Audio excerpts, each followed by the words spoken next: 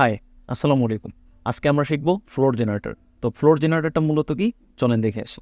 Normally হয় কি, floor জেনারেটরটা মূলত কাজ করা হয় বিভিন্ন ধরনের টাইলস বা বিভিন্ন জায়গাতে আমরা প্যানেলিংয়ের কাজ বিভিন্ন জিনিস করে থাকি, ওই সব জায়গাতে ফ্লোর জেনারেটর প্রয়োজন হয়। তো ফ্লোর জেনারেটরের আজকে একটা বেসিক কাজ দেখাবো, প্লাস হচ্ছে ফ্লোর জেনারেটরটা আমরা কীভাবে ইউজ করতে পারি আমরা ওই জিনিসটা দেখবো। তো ফ্লোর জেনারেটরটা ইউজ করার জন্য প্রথমে আমাদের নিতে হবে পিসি স্ক্রিনে প্লেন নিতে হবে। প্লেনটার উপরে ফ্লোর জেনারেটর ইউজ করবো। মডিফাই লিস্টে চলে গেলাম, ফ্লোর জেনারেটর দেওয়ার পর দেখা যাচ্ছে যে আমাদের প্লেনটার মধ্যে একটা সেগমেন্ট চলে আসছে। আর ফ্লোর জেনারেটর মডিফাইতে চলে গেলাম, মডিফাইতে যাওয়ার পর আমরা দিব হচ্ছে 24 আর ম্যাক্স ওয়াইড দিব হচ্ছে 24। 24 গ্রিডের টাইলস আমি এখানে ফ্লোরে করব। একটা ফ্লোর করব যেটার মেজারমেন্ট হচ্ছে 10 ফিট বাই 10 ফিট। এখানে 24 গ্রিডটা গ্রিড লাইনে চলে আসছে। তারপরের যে পোর্শনটা আমরা বেভেলটা কমাই দিব, গ্রুট লাইন যে ব্যাপারটা ছিল এটা আমরা 0 করে দিব। তো এখন আমরা দেখতে পাচ্ছি হচ্ছে আমাদের যে 2 ফিট যে টাইলসের গ্রিড যে প্যাটার্নটা